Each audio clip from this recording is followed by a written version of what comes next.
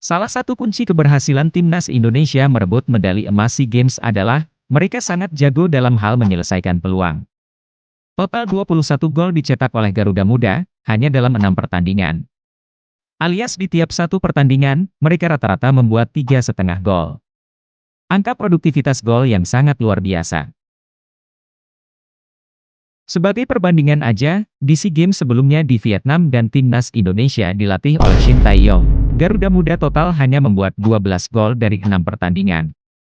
Hampir separuh dari total gol di SEA Games yang kali ini. Sekarang pertanyaannya, kenapa para pemain timnas Indonesia kali ini bisa begitu mudah membuat gol? Kita udah lihat 21 gol-gol itu lagi dan kesimpulannya adalah, gol bisa datang begitu mudah karena para pemain Garuda Muda, rupanya memiliki kecerdasan luar biasa untuk menyelesaikan peluang. Kali ini kita akan tunjukkan 5 gol paling cerdas timnas Indonesia selama di SEA Games lalu. Flashback sedikit di turnamen level Asia Tenggara lain sebelumnya, timnas Indonesia gagal total di Piala AFF tahun lalu.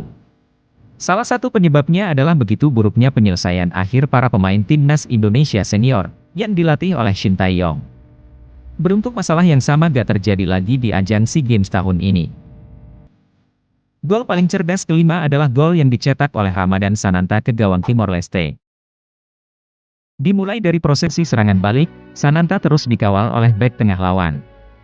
Saat bola masih di samping, Sananta mulai pelan-pelan melepaskan diri dari bek tengah Timor Leste tersebut, dengan gerakan mundur ke belakang. Sananta memang gak benar-benar bebas, karena masih ada fullback kiri Timor Leste di dekatnya. Tapi setidaknya untuk Sananta sekarang di depannya kosong, dan tentu aja kemampuan duel fullback kiri Timor Leste hampir pasti lebih buruk dari bek tengahnya. Crossing yang diberikan oleh Fajar Fatur Rahman pun dengan mudah disundulnya masuk ke gawang. Yes!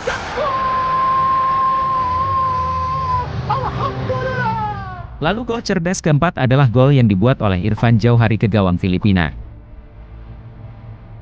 Gol ini dimulai saat Marcelino membawa bola di samping, Irfan udah mengambil jarak dengan bek tengah Filipina. Ketika Irfan menerima bola, bek tengah Filipina langsung berusaha untuk menyergapnya. Pergerakan maju bek Filipina ini tentu aja akan membuka celah di garis pertahanannya. Irfan ternyata bisa berpikir cukup cepat untuk memanfaatkan celah tersebut.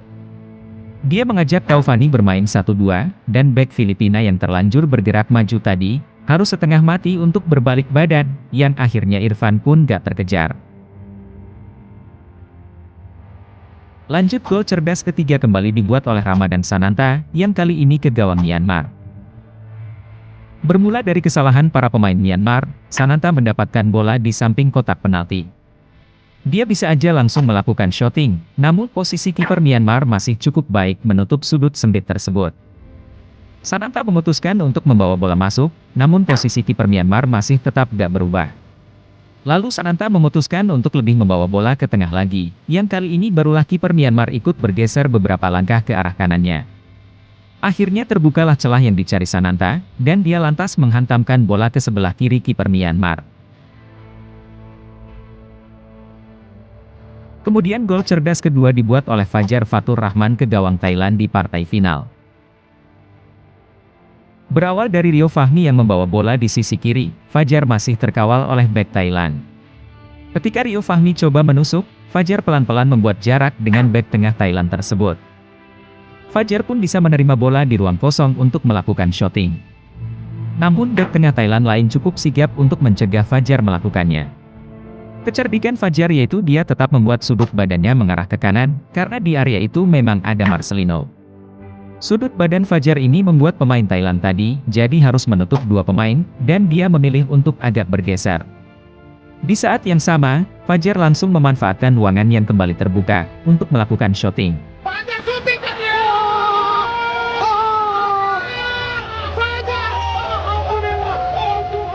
Lanjut gol cerdas nomor 1 adalah yang dibuat oleh Taufani Muslihuddin ke gawang Vietnam di semifinal. Diawali situasi serangan balik, Taufani berlari bersamaan dengan bek tengah Vietnam. Taufani pun memutuskan untuk memperlambat larinya, agar tercipta jarak dengan bek Vietnam tersebut. Ketika bola menghampirinya, ternyata gelandang Vietnam bisa cepat menutup ruang shooting yang udah tercipta. Taufani memutuskan untuk mendorong bola sekali ke arah kanan. Dorongan ini membuat kiper Vietnam ikut bergeser.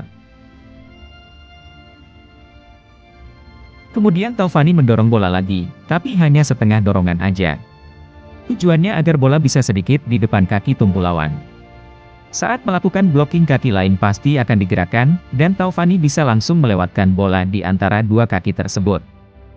Kiper Vietnam yang sempat bergeser ke kiri, kesulitan menjangkau bola yang diarahkan ke sisi kanannya. Sebelumnya Thailand benar-benar menderita kena taktik Indra Shafri di final, yang bisa disimak di video berikut.